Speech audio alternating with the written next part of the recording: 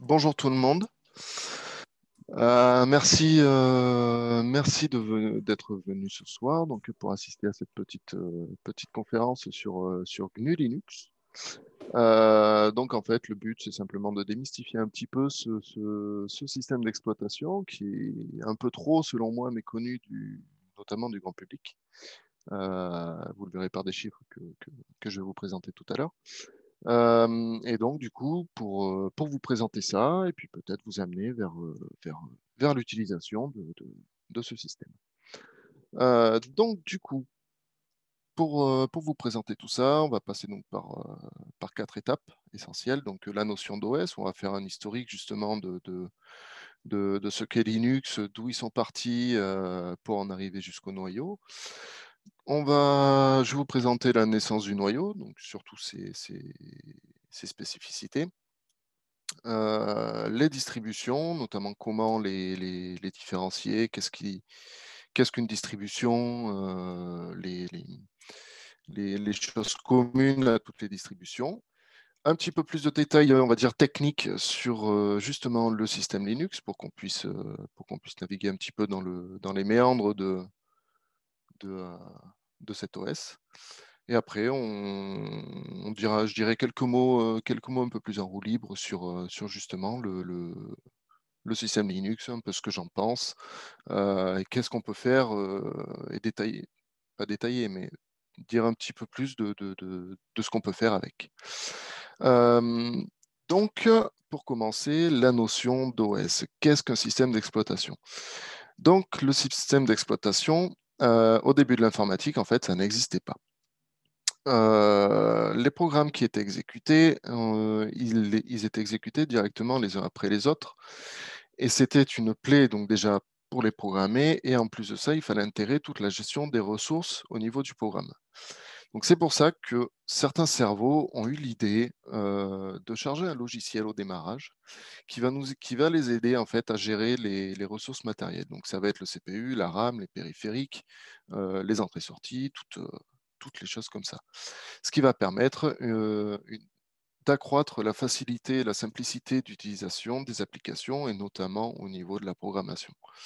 Donc ce sont de ces cerveaux que sont sorties les premières spécifications des systèmes d'exploitation qui vont être tout simplement d'intégrer des pilotes matériels nécessaires à l'architecture sur laquelle c'est installé, d'organiser tout le stockage des disques, les disques, la RAM, donc pour simplifier l'utilisation des programmes, fournir des API logiciels donc pour la programmation logicielle, fournir également des outils pour éditer, pour compiler, pour contrôler des programmes et des processus, et pouvoir surtout gérer le multitâche et le multi-utilisateur. Parce qu'à cette époque-là, on était donc en monotâche et en mono-utilisateur.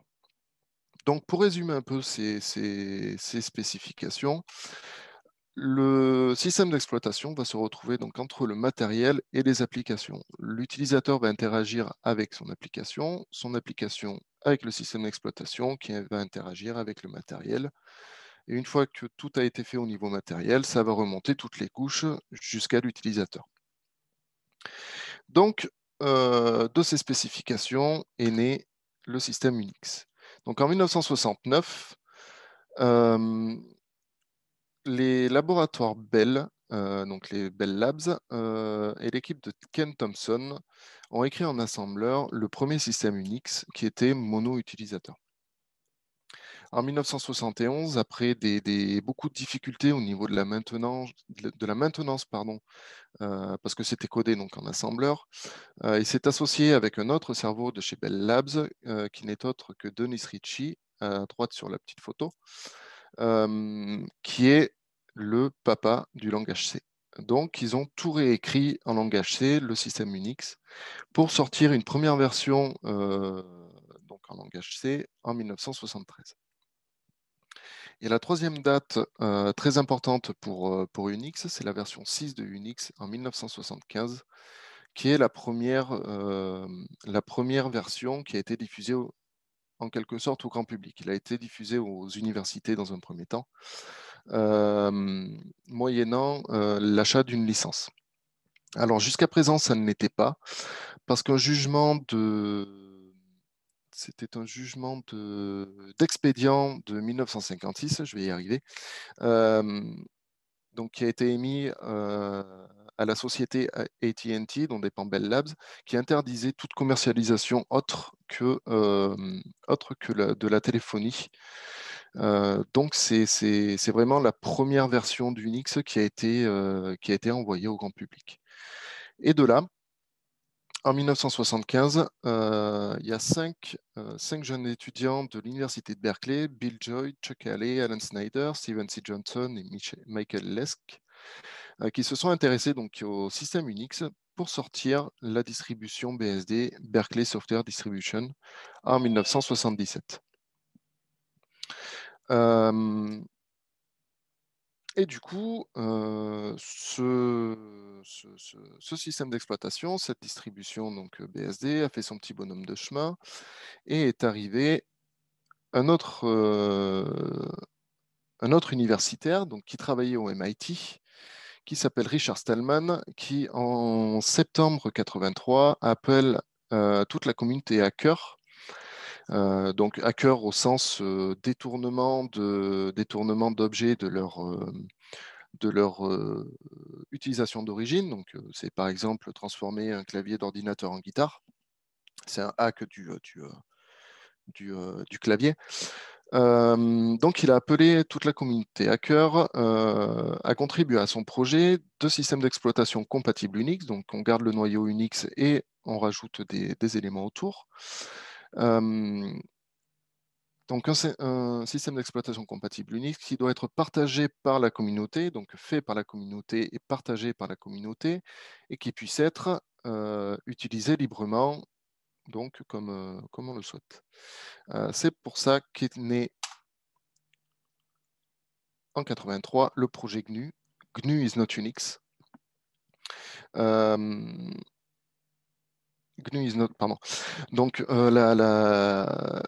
GNU, le projet GNU qui a été créé en 83, pardon, je vais y arriver, pour avoir une première version, enfin des premiers résultats en 1985, avec la finalisation donc sur le système d'exploitation de GCC et d'Emacs. Emacs qui est un éditeur de texte plus, on va dire, qui a été créé justement par Richard Stallman. Et donc les premiers résultats ont été obtenus en 85, et de ce fait, il y a eu la création de la Free Software Foundation, qui assure la protection légale de l'open source et qui finance divers développements, notamment pour l'open source. Donc en 85, on a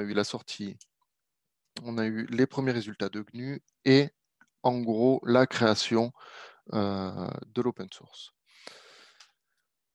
Et au début des années 90, donc, il y a eu la première version du projet GNU avec tous les éléments nécessaires à l'installation et à l'utilisation du système. Donc, on a eu un shell, des bibliothèques de développement et des outils et des composants de base. Donc, ils ont tout redéveloppé et tout adapté en version open source en gardant uniquement le noyau Unix. Et après donc, la première release de GNU, ils ont démarré le projet Herd, donc, qui est un noyau de type Unix, open source, qui respecte toutes les spécifications POSIX, tout en évitant la restriction d'actions qui sont généralement imposées aux utilisateurs. Et suite à ça, arrive Linus Torvald. Donc, Linus Torvald, je vais vous le présenter. C'est un ingénieur suédois qui a eu ses premiers contacts avec Unix à la reprise de ses études suite au service militaire et qui voulait en fait tirer pleinement parti des ressources de son ordinateur. Ça lui allait pas ce qu'il avait. Donc, il s'est inspiré de Minix. Minix qui est un clone d'Unix, mais qui est basé sur des micro-noyaux. Donc, il y a plusieurs noyaux qui font tous un truc spécifique, mais qui communiquent entre eux. Qui a été créé par Tannenbaum. Et il a créé donc son noyau Linux, qui sera aussi le sujet de sa thèse, Linux Portable Portable Operating System. Pardon. Donc, c'est la naissance du noyau Linux sous licence GPL, donc GNU General Public License, qui a été créé par un certain Richard Stallman aussi. Donc, pour finir un petit peu son parcours avant de rentrer dans le sujet Linux, il entre en 2003 aux Open Source Development Labs, qui porte son nom donc, de laboratoire pour le développement open source, qui est intégré à la Fondation Linux, qui a été créée en 2007. Et depuis 2007, il dirige l'équipe de développement du noyau Linux en tant que dictateur bienveillant à vie.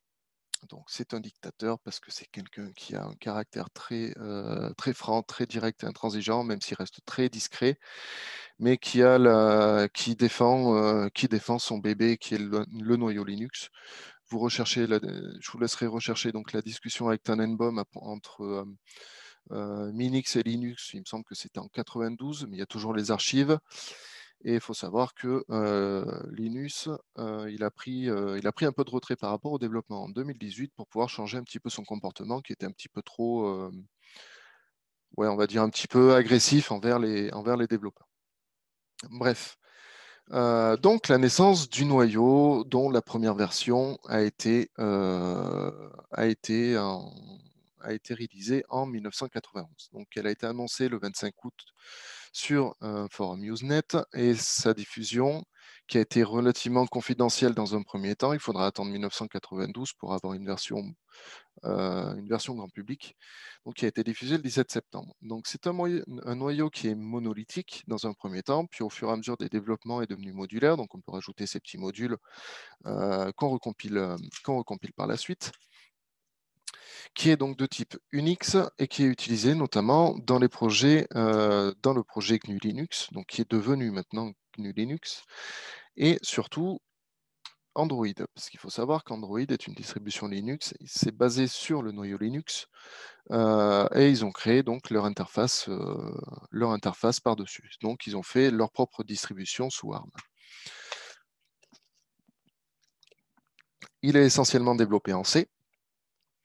Il fournit des interfaces donc, de programmation pour les différents logiciels et pour l'utilisation du matériel, ainsi que le nécessaire pour pouvoir les compiler et les packager.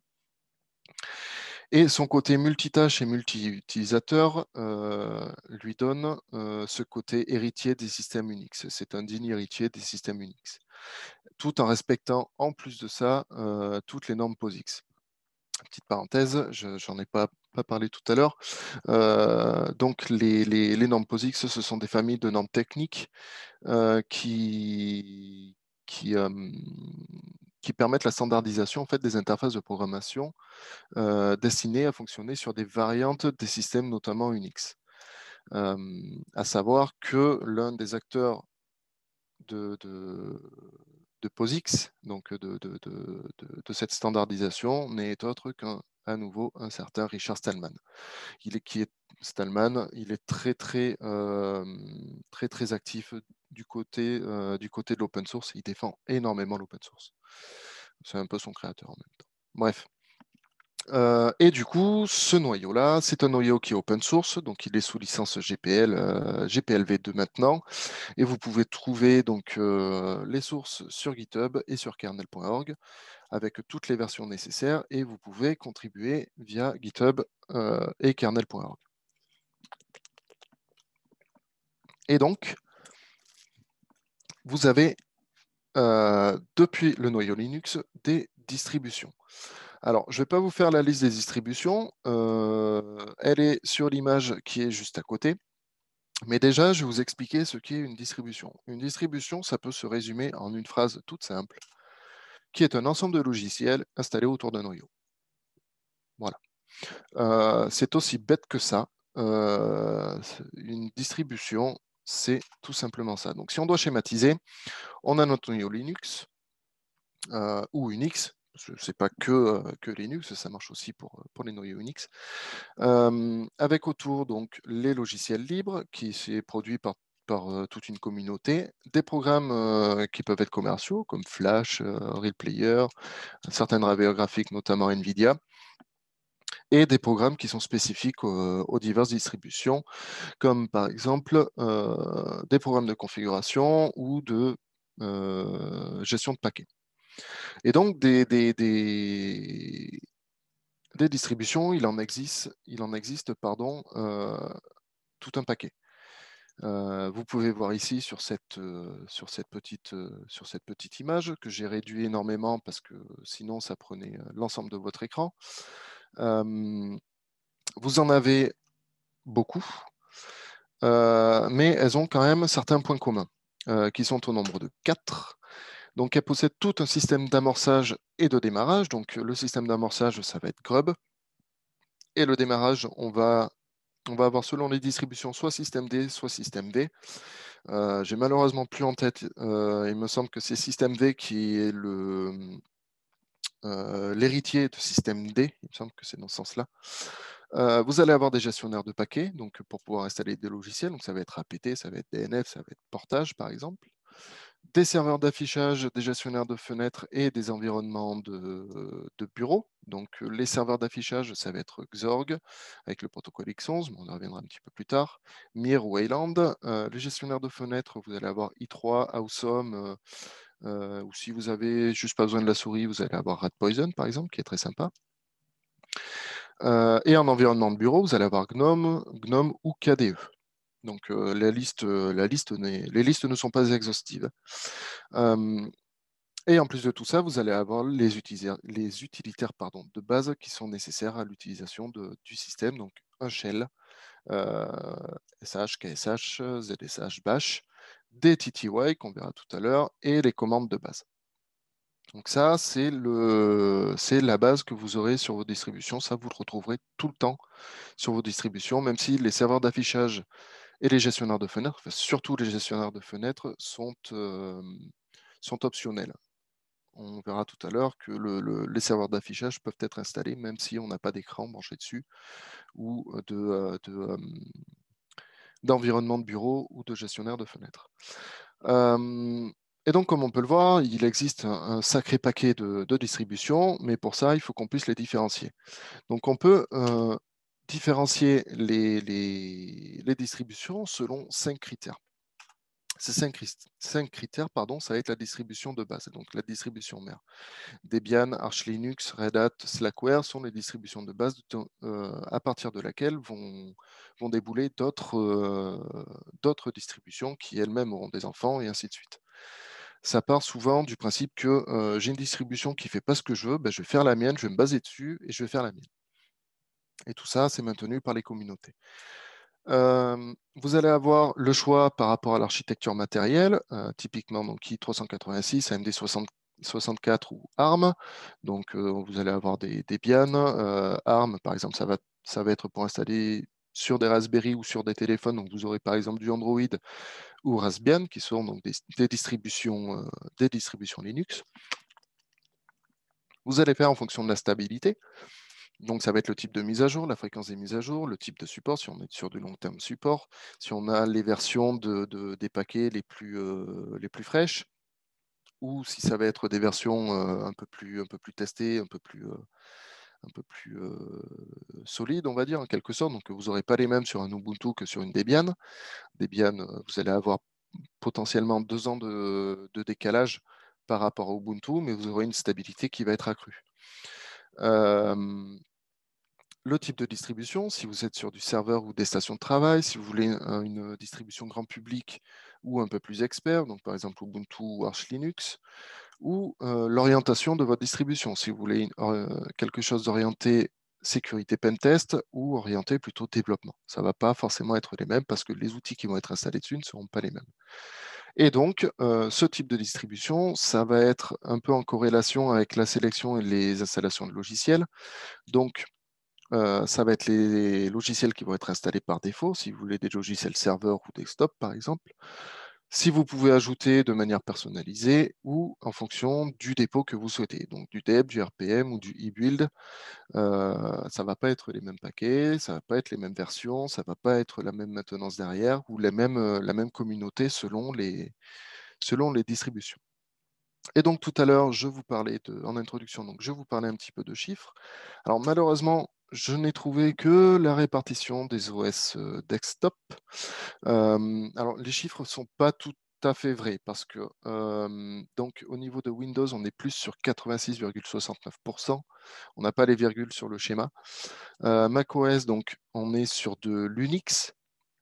Parce qu'il faut savoir que macOS, c'est basé sur un noyau Unix, notamment du FreeBSD, sur lequel ils ont rajouté leur propre driver et leur interface, leur environnement de bureau, pardon.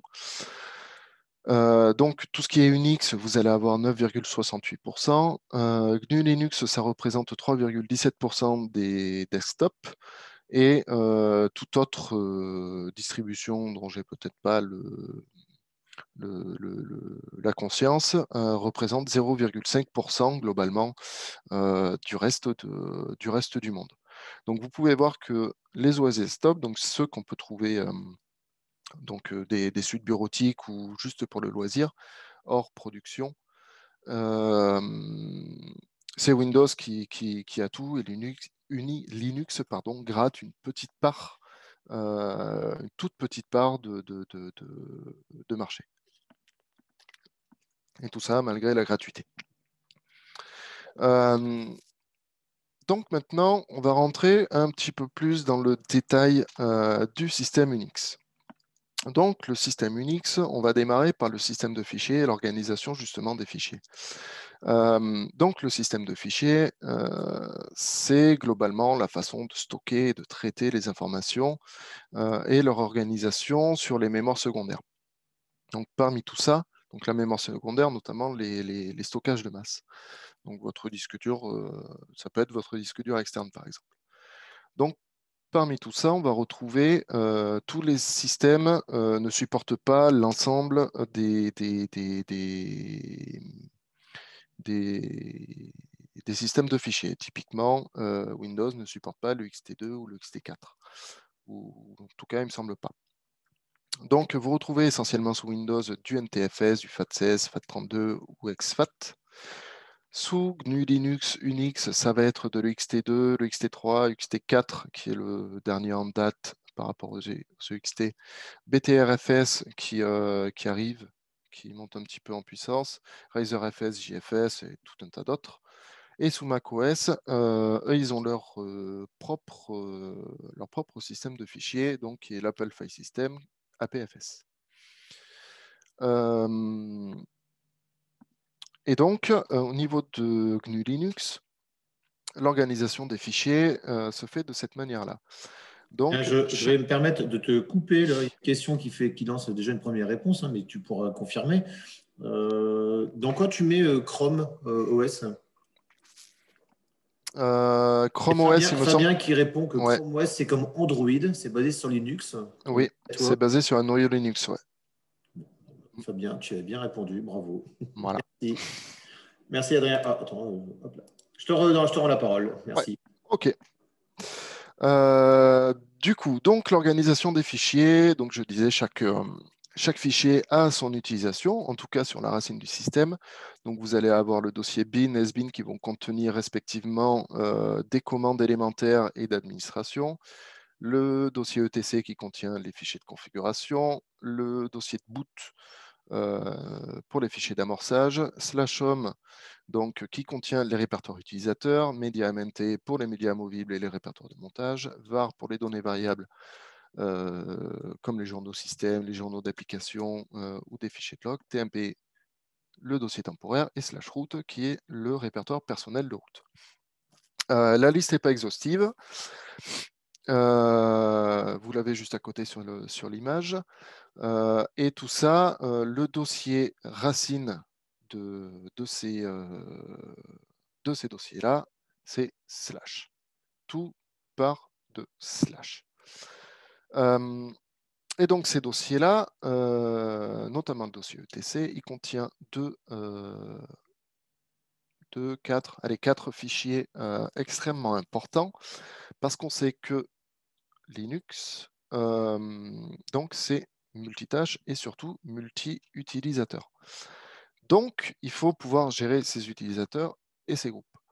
donc pour les gérer, on va utiliser le fichier etc password et le fichier etc shadow. Donc ces fichiers-là, donc le fichier etc shadow, c'est lui qui gère les mots de passe de chaque utilisateur. Dans le fichier password, on va stocker toutes les informations nécessaires pour un utilisateur. Un utilisateur, c'est composé donc d'un nom d'utilisateur, des informations sur son mot de passe, donc qui sont représentées par un X, parce que maintenant tout est dans le TC Shadow, mais si par exemple c'est du NIS, on aurait inscrit à la place du password, du champ de mot de passe, pardon, NIS, ou d'autres informations pour savoir où est-ce qu'on va taper pour avoir le password. En troisième position, on aura l'identifiant unique de l'utilisateur. Donc, le premier utilisateur par défaut, ça va être 1000. Et l'utilisateur root, qui est l'utilisateur racine qui a le droit de tout faire, mais alors absolument tout faire, ça va être 1. C'est le tout premier utilisateur. En 4, donc l'ID du groupe principal. Chaque utilisateur crée normalement, ça dépend comment sont gérées les choses, créer son propre groupe. Donc moi, j'ai un groupe qui s'appelle Adrien, dans lequel est mon utilisateur Adrien. Mais bon, ça, on peut changer le groupe de base, c'est pas un problème. Et quand on crée un utilisateur, on crée automatiquement un groupe du même nom, et donc notre utilisateur est stocké dedans et c'est renseigné sur cette ligne-là. En 5, le champ GECOS, qui est en gros un champ d'information. Donc là, moi, il y a écrit Debian, c'est le nom de l'host, mais on pourrait avoir le nom complet, l'adresse email, l'adresse postale, le numéro de téléphone, sa pointure de chaussure, sa taille, son poids. Enfin, on peut mettre vraiment ce qu'on veut tant que c'est séparé par des virgules. En 6, le chemin vers le répertoire utilisateur, et en 7, le shell de base. Donc, en l'occurrence bin bash, mais ça peut être comme on l'a vu tout à l'heure, SH, KSH, ZSH, tout un tas de... Ça peut être autre chose. Et donc, on a aussi le fichier groupe, donc, qui recense l'ensemble des groupes qui ont été créés. Et donc, on a ligne par ligne qui font référence à un groupe. Donc on a le nom du groupe sur la ligne, en 2 les informations de mot de passe, parce qu'on peut mettre un mot de passe sur un groupe, ce qui permet par exemple d'avoir un administrateur, de faire partie d'un groupe administrateur. On se log, quand on se log avec le mot de passe administrateur pour pouvoir avoir les droits. En 3, le numéro unique de mon groupe. Et en 4, les utilisateurs qui sont présents dans le groupe en dehors de l'utilisateur principal du groupe. Et donc, pour modifier ces fichiers, on peut le faire à la main si on le souhaite, mais le mieux, c'est d'utiliser les commandes de base. Donc, j'en ai cité quelques-unes: useradd, adduser, groupadd, addgroup, donc qui sont faites pour ajouter des utilisateurs ou des groupes, mais qui n'ont pas forcément les mêmes options. Je vous laisse aller voir la documentation de ces commandes-là. Et donc, qui dit utilisateur, non, pas encore les utilisateurs, pardon.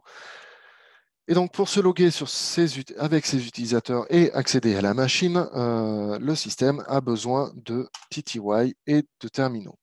Donc, les TTY, historiquement, ça vient de Text Teletype ou Telescripteur. Donc, c'était un appareil, même ça l'est toujours, pardon, c'est un appareil qui permet via des signaux électriques donc de générer ou recevoir des messages pour pouvoir les retranscrire et interagir avec un utilisateur.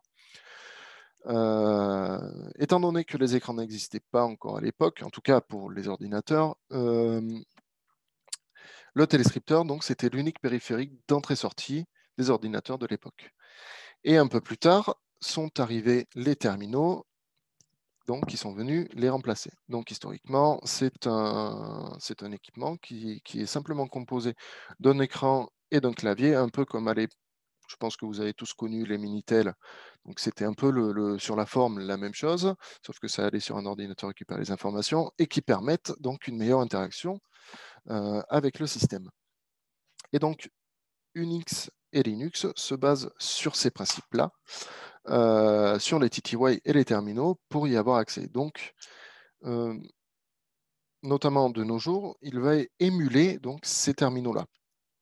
Donc, ils vont être accessibles uniquement physiquement en branchant un écran et un clavier, sauf pour les machines virtuelles auxquelles on peut envoyer des commandes, justement, des chaînes de touches, des combinaisons de touches, pardon, pour pouvoir accéder à différents TTY. Donc, les TTY, il y a 6 TTY textuels, donc qui sont accessibles via CTRL-ALT F1 jusqu'à F6, et un TTY graphique sur lequel on va lancer un serveur graphique, dont on va parler un peu plus tard.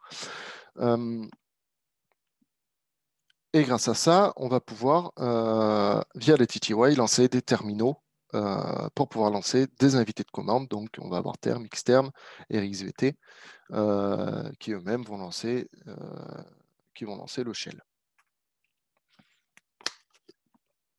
Donc, grâce à ça, on va avoir les interpréteurs et les invités de commande. Donc, à l'exécution, un interpréteur de commande, en fait, il invite l'utilisateur à entrer ses lignes de commande en affichant le prompt. Le terme générique, c'est un shell. J'y ai fait référence tout à l'heure. Et par défaut, donc, Linux va utiliser bash.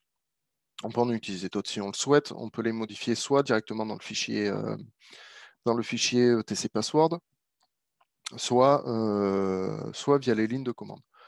Donc, les shells, il en existe plusieurs qui sont plus ou moins personnalisables. Donc, on va avoir bash, on va avoir KSH, ZSH, SH, TCSH, TSH et tout un tas d'autres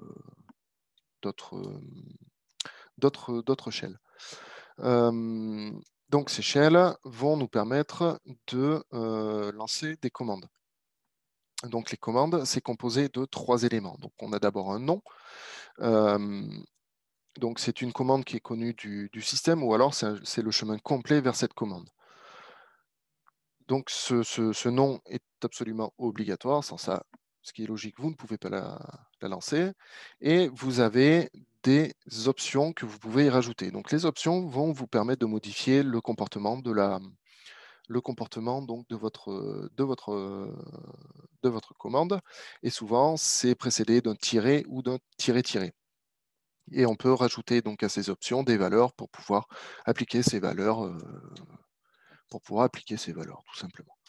On peut avoir, et à la fin, on peut avoir donc un ou plusieurs arguments qui vont être les données sur lesquelles on va agir avec la commande. Donc si je prends l'exemple que j'ai affiché, vous avez donc sur mon petit shell ici, j'ai lancé la commande mkdir pour créer un nouveau dossier, la commande touch pour créer un fichier script.py dans le dossier proxyad et la commande ls-a-l proxyad pour lister tous les éléments. Donc, j'ai rajouté 2 options et un argument. Sachant que les options, vous pouvez les combiner, comme je l'ai fait en dessous, avec ls-a-l,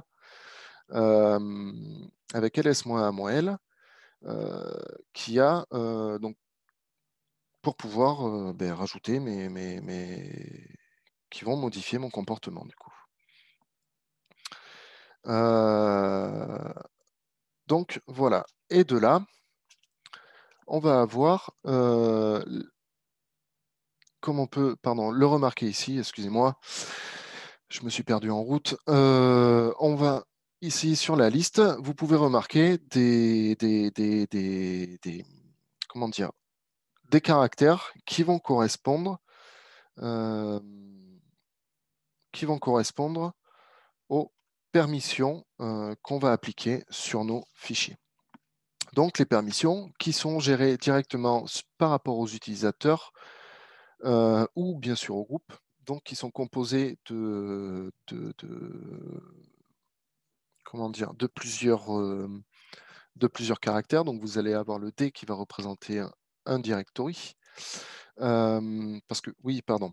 Comment est représenté déjà un fichier? Un fichier, c'est représenté donc par un nom et un inode. L'inode qui va être une sorte de table qui va recenser toutes les informations nécessaires à ce fichier-là. Donc, dans les informations, on va avoir le type de fichier, si c'est un fichier régulier, un dossier, un lien symbolique ou un lien spécial. ou un fichier spécial comme un binaire par exemple, les droits d'accès, le propriétaire, la taille, les différentes dates, comme la dernière lecture, modification, connexion, ou son adresse sur le fichier système. Donc, dans l'inode, vous allez avoir donc les droits d'accès. Les droits d'accès, ce sont les DRWX. Donc, savoir le D déjà, c'est pour indiquer que c'est un dossier. Ça va indiquer si vous êtes sur un lien symbolique ou pas. Le R, donc, des droits en lecture. W, les droits en écriture. Le X, les droits d'exécution. Donc, c'est regroupé en trois éléments. Donc, owner qui va être l'utilisateur, groupe ou other, donc les autres utilisateurs pardon, qui sont en dehors du groupe. Donc, c'est représenté ici dans ma commande ls-ailh et l'inode, c'est ici. Pour pouvoir changer les droits, vous allez pouvoir utiliser, pour que ce soit un peu plus simple, des suites de chiffres donc en base 10 qui vont représenter des bits donc qui vont correspondre à 0 pour aucun droit, 1 pour les droits en écriture, 2 pour les droits en 2 pour les droits en écriture, pardon, 4 pour les droits en lecture, que vous pouvez combiner donc pour avoir 7. Et en fait, avec ça, vous allez jouer sur les trois. Donc le chmod 777 qu'on peut voir sur la petite commande, c'est des droits en lecture, écriture et exécution à l'ensemble des gens qui ont accès au système. C'est rarement très sécure. Les droits sur un fichier, les droits classiques par défaut, ça va être du 644. Donc 6 pour les droits en lecture-écriture pour l'owner, donc le propriétaire, et des droits de lecture pour les autres, pour le groupe et les autres utilisateurs du système. Donc voilà. Et à tout ça, donc j'en parlais tout à l'heure, on va rajouter donc tout l'aspect graphique. Donc l'aspect graphique se fait avec plusieurs éléments. Donc au plus bas niveau, vous allez avoir votre serveur graphique. Donc le serveur graphique, il va gérer toutes les interactions d'entrée-sortie avec l'utilisateur et fournir toutes les API nécessaires pour gérer tout ça. Donc, il va gérer l'affichage des fenêtres et le protocole de communication entre l'utilisateur et justement donc, le système. Et va être exécuté donc, dans un TTY, le fameux TTY7. Donc, vous le voyez sur le côté, vous avez le noyau, le serveur d'affichage sur lequel on vient coller soit un gestionnaire de fenêtres, soit une interface graphique qui va agir avec l'utilisateur. Et donc, ces interfaces graphiques, ce serveur graphique, par défaut, sous Linux, même s'il y a eu des tentatives pour en avoir d'autres, ça reste Xorg. C'est celui qui est le plus répandu et son protocole donc, de communication, ça va être X11. C'est le standard actuel. Même si vous avez eu Mir et Wayland qui ont tenté de faire des choses, ça n'a pas très bien marché. Ça reste vraiment X11 qui est le plus répandu et pour l'instant le meilleur selon moi. Donc, grâce à tout ça, on peut programmer des applications graphiques directement pour X, et ce à plusieurs niveaux. Donc, on peut aller chercher directement le protocole, mais ce n'est pas très conseillé parce qu'on peut très vite se tromper. Vous avez la bibliothèque, donc vous pouvez programmer grâce aux bibliothèques Xlib, soit avec un toolkit, ou alors avoir une surcouche GTK qui va venir englober les toolkits et faciliter encore plus le développement. Notamment par exemple grâce à Qt qui va être disponible notamment en C++ par exemple et aussi en Python.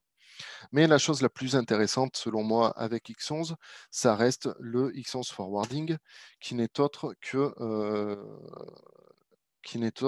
la communication avec le serveur X11 à travers, par exemple, une connexion SSH. Donc, vous allez avoir votre serveur, un serveur qui va être disponible pour tout le monde, qui va centraliser une application, on va dire un code de calcul pour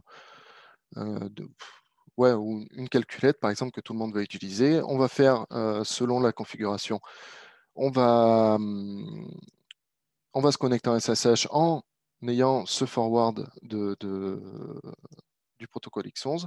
On va lancer directement sur l'application, sur le serveur, via une autre petite configuration, l'application qui va s'afficher directement sur son système hôte.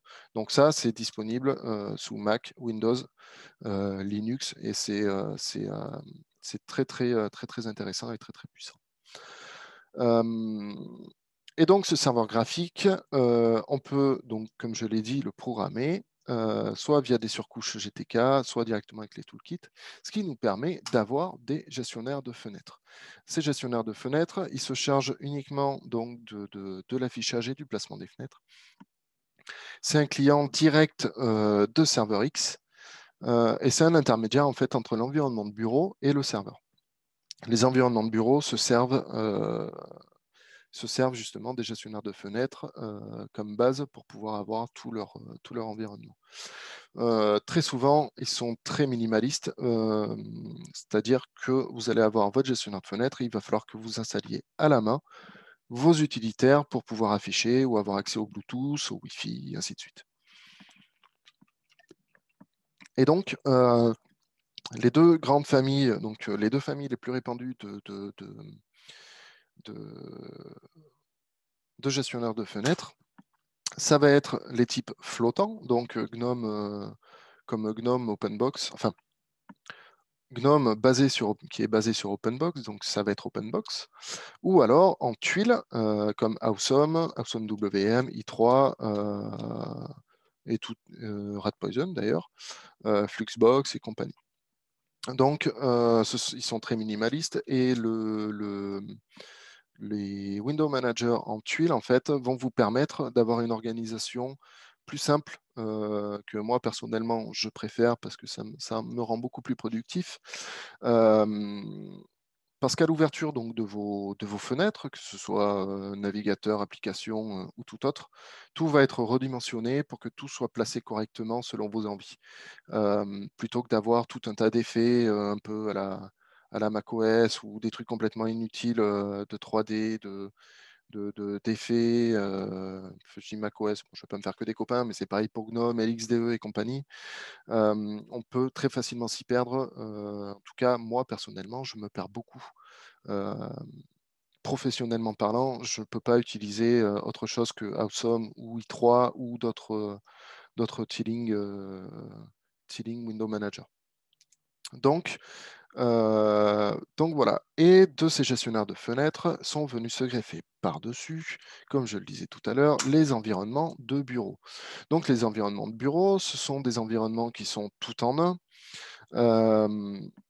qui embarquent donc le gestionnaire de fenêtres, qui sont très orientés expérience utilisateur, donc soit pour faciliter, soit pour pas perdre, pour se coller par exemple plus à Windows ou à macOS par exemple, et qui ont l'ensemble vraiment tous les utilitaires nécessaires à l'utilisation de votre système. Donc si je prends Ubuntu par exemple, qui met maintenant avec GNOME 3, je crois qu'il l'embarque par défaut maintenant, ça va vous installer tous les drivers et pilotes, enfin, driver pilote c'est la même chose, et utilitaires pour gérer votre Wi-Fi, votre Bluetooth, tous les éléments comme ça.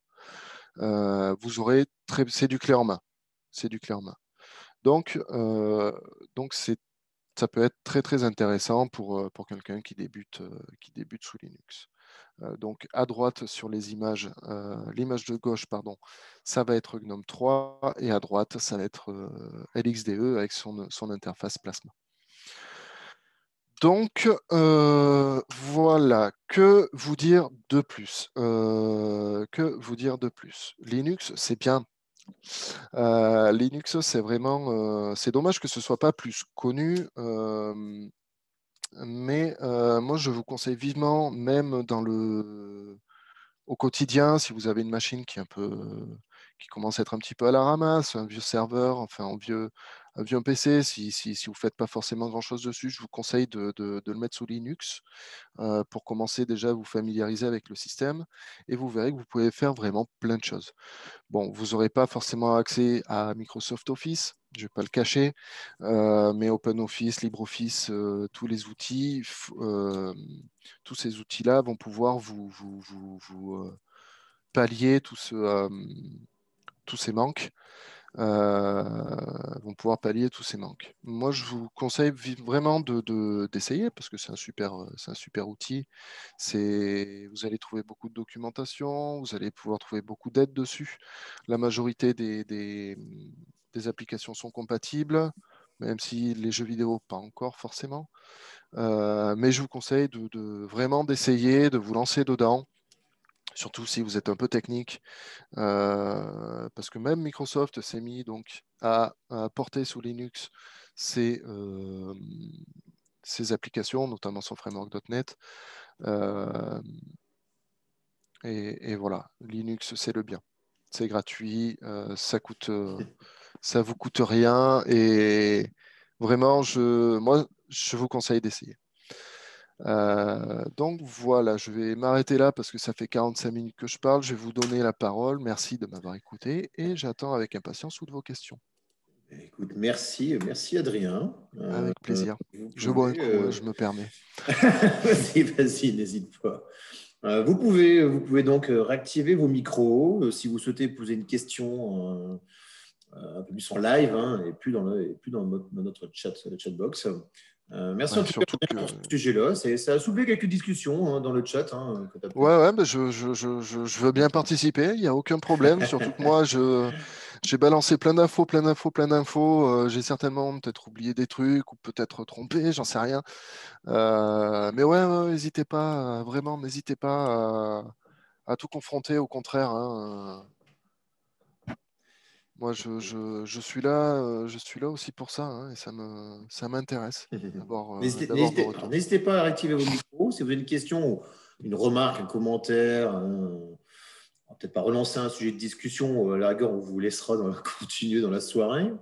Et, Oui, on peut on même parlait. mettre un Guillaume, Discord hein, voilà, si vous voulez. Hein, tout à Ouais, fait. moi j'avais. Vas-y, Guillaume, on t'entend, Guillaume. Ouais, vous m'entendez bien? Ah, Déjà, Bonjour. merci Adrien, très très Avec beau plaisir. boulot. Moi, je rebondissais, je donnais un petit argument supplémentaire pour Linux. Pour les personnes qui se disent sûrement, bon, bah, c'est quelque chose de technique, etc. Mais pas vraiment, en fait. On s'aperçoit qu'il y a quand même une grosse prolifération, notamment dernièrement sur des plateformes ARM, avec du JDOM, des choses comme ça, des choses qu'on fait tourner sur du Raspberry, des consoles de rétro gaming, etc. Donc, il y a un engouement qui est quand même très fort et on s'aperçoit que Linux peut faire tourner beaucoup de choses très bien, très Mm. facilement et c'est un bon moyen, je trouve, pour s'initier à Linux. Moi, Ouais. je m'y suis remis, j'avais fait un peu d'exploit sur Linux, là, je m'y suis remis avec la plateforme ARM notamment et j'y prends beaucoup de plaisir. Donc, c'est pas Mm. que réservé aux initiés experts. Hein. C'est ma Au petite barbu, ouais. hein.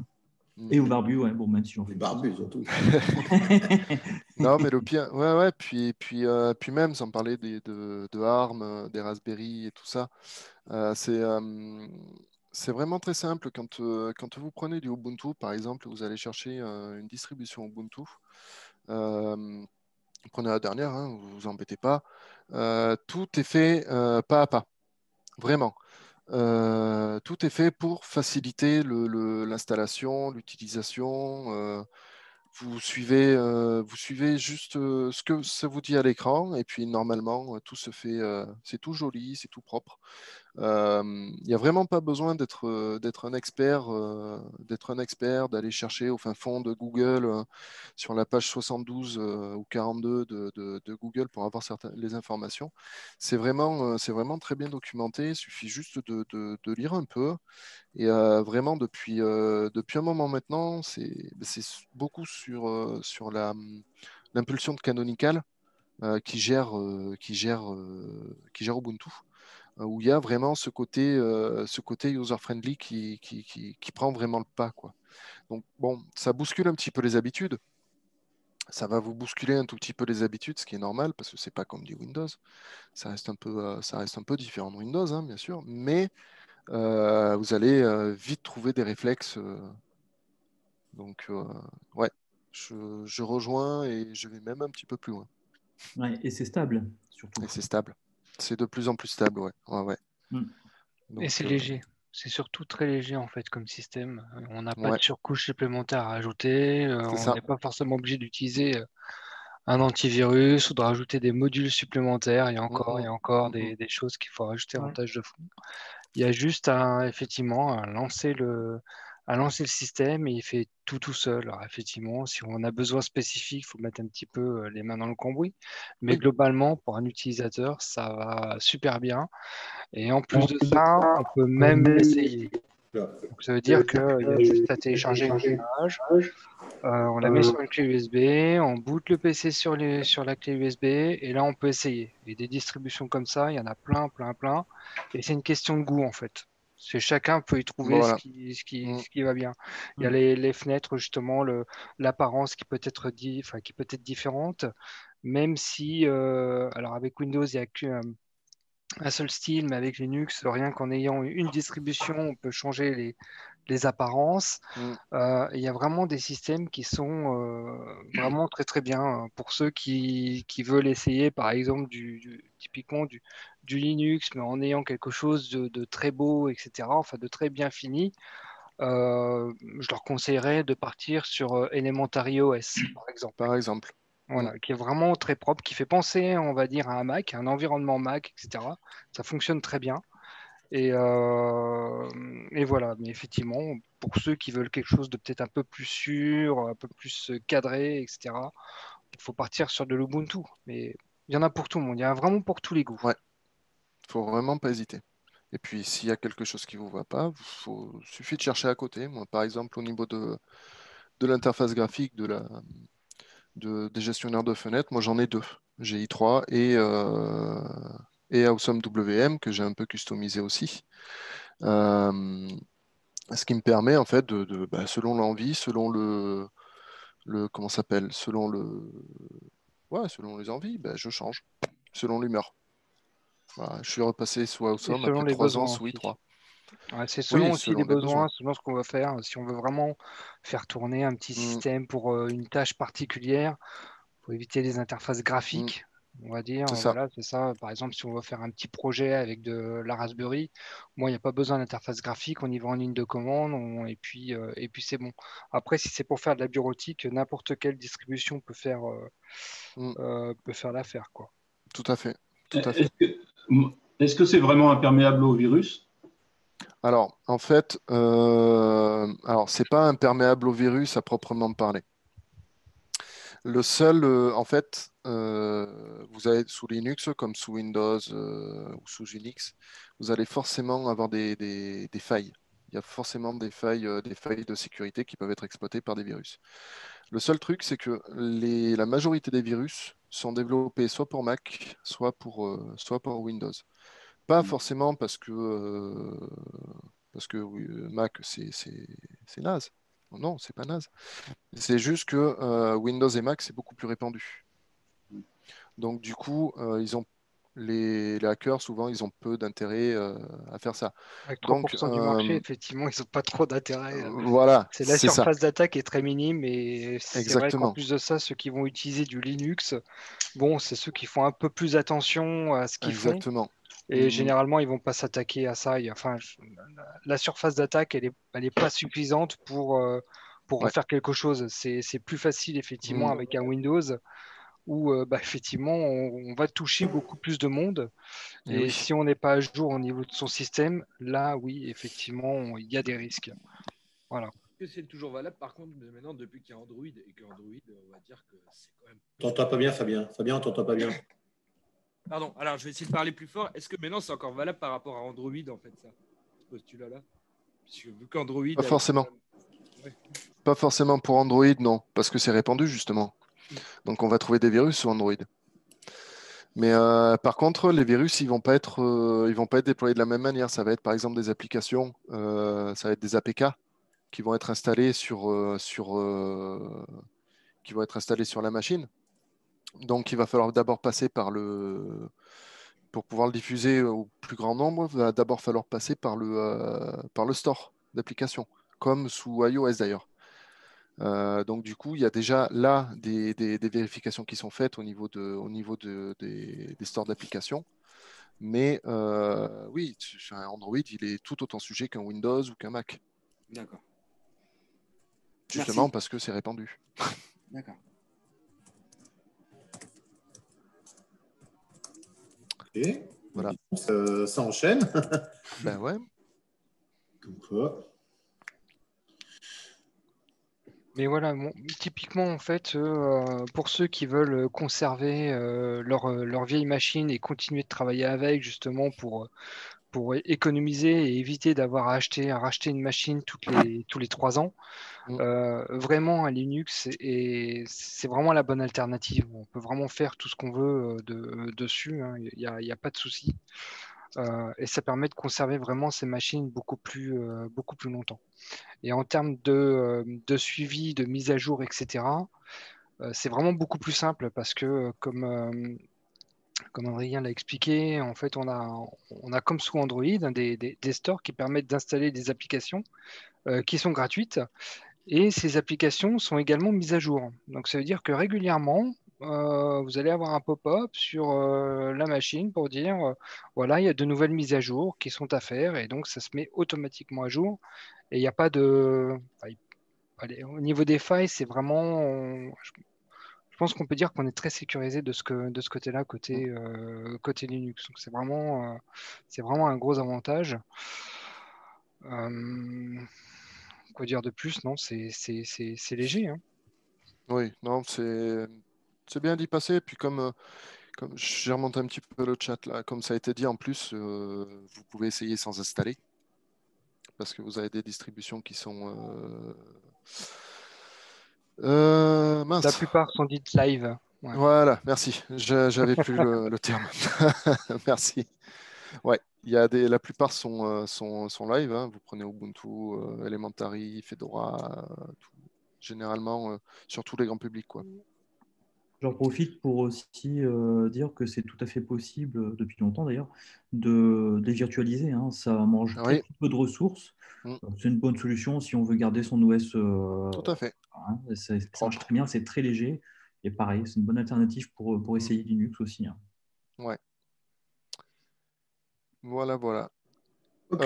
Du coup, il y a une petite question par rapport à Arch Linux. Rapidement. Alors, Arch Linux, c'est Christophe Delattre qui a posé la question. Alors, Arch Linux, je la connais pas très très bien. Ça fait partie des distributions un peu LFS, donc un peu comme Linux from scratch, où vous allez installer tous les modules au fur et à mesure dont vous avez besoin pour faire tourner votre machine.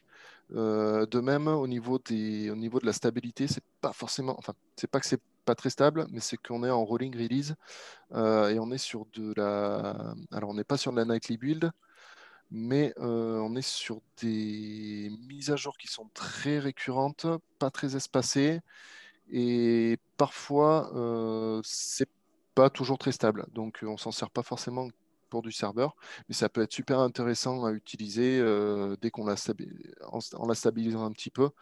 Euh, elle est super intéressante.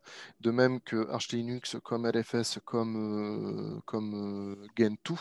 J'ai pas parler de Gentoo. Si vous souhaitez en apprendre un peu plus sur le système en lui-même, moi je vous conseille d'essayer de les installer parce que justement vous allez devoir mettre les mains dans le cambouis et c'est très intéressant. Voilà. Alors, je suis désolé, je ne peux pas en dire plus parce que je ne connais pas assez Arch Linux. Bon, globalement, en fait, je dirais, enfin, de mon côté, hein, pour un utilisateur qui veut vraiment l'utiliser en termes bureautiques, vaut mieux partir sur une base Ubuntu, voire Fedora. Oui, ouais. Voilà. C'est vraiment le plus simple et c'est ce qui va être le plus compatible avec les PC.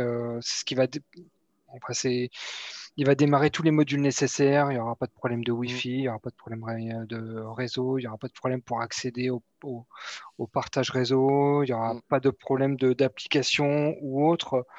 Vraiment, voilà, ce sont je dirais les deux bases à prendre. Alors après, sous Ubuntu, il y a énormément, enfin, il y a énormément de distributions qui sont dérivées. Il y a un arbre qui a été présenté tout à l'heure.